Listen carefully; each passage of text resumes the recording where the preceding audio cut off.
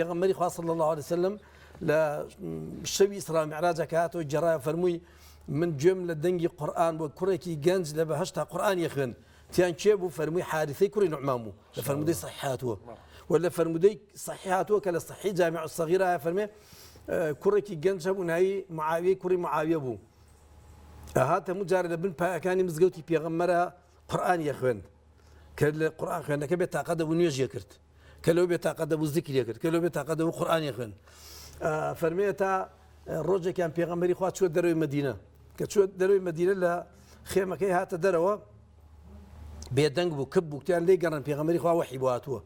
دواي او بيغمبري خوا هستا او فرمي هلمو فرمي خرابرنا دروا كان شي فرمي كره جنجكتان ببيرده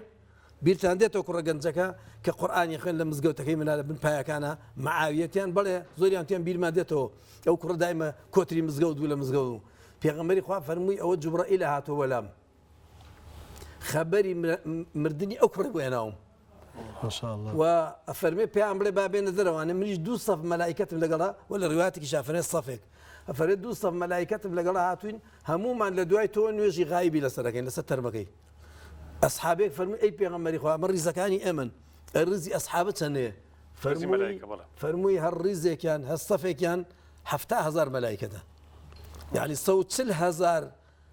ملائكه هاتون لقل جبرائيل لقل بيغمبر واصحابه يشكل لستر كرك كذا